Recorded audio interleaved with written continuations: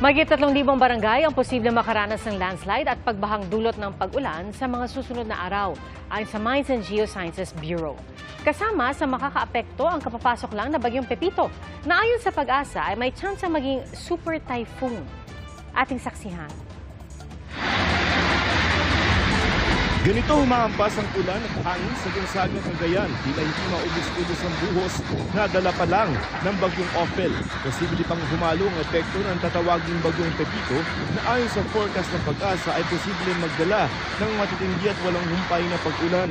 Sa Tropical Cyclone Advisory ng Pag-asa, hindi inaalis ang posibilidad na maging super typhoon ng bagyo bago ito mag-landfall. Maaaring umabot ng typhoon category ngayong gabi hanggang bukas ng umaga. Maaari din pong mag-rapid intensification ito habang papalapit siya dito sa may Eastern Visayas, Southern Luzon area.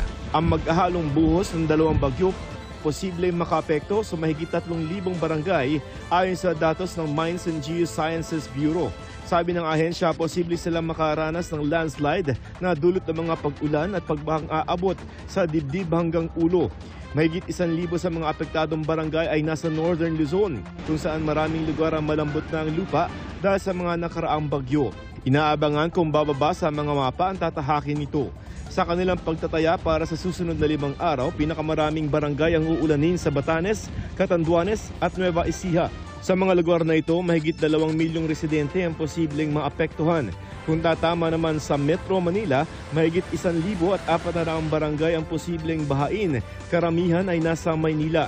Rekomendasyon ng MGB sa pilitang evacuation sa mga lugar na mataas ang posibilidad ng landslide. Wala po tayong kumbaga enough time para maghanda for landslide. For landslide po, wala pong magsasabi sa atin na babagsak yung slope.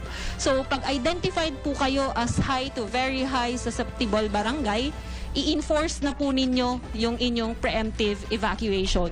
Pag hindi pa po umepekto or hindi po talaga nag-work yung preemptive, i-enforce na po natin yung forced evac. Bukas sisimulan ang preemptive evacuation sa mga lugar na daraanan ng bagyong Pepito. Sa lahat po ng mga risky areas, ito po yung mga uunahin na advisean. Kapag sila ay winardingan na at inadvisean, dapat sundin nila.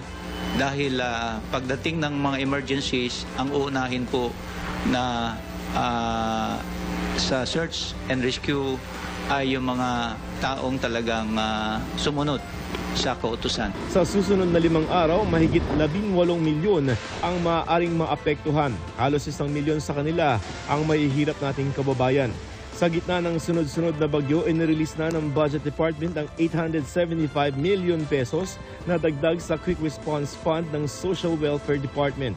Kalahati kasi ng inisyal na 1.75 billion pesos na pantugon sa mga sakuna ang naubos na sa mga nakaraang bagyo. Majority of that will go to the procurement of welfare goods, in the procurement as well of pre-packed goods. Dahil sa inaasang epekto ng bagyong Pepito na Gabisong Land Transportation Office na iwasan muna ang non-essential travel o pagbiyahe kung hindi naman kinakailangan mula Metro Manila at mga kalapit lugar patungo sa Bicol Region. Pati na rin ang mga biyahe papunta o pabalik ng Visayas at Mindanao kung dadaan sa Matnog Port sa Sorsogon. Para sa GMA Integrated News, Joseph Morong, ang inyong saksi.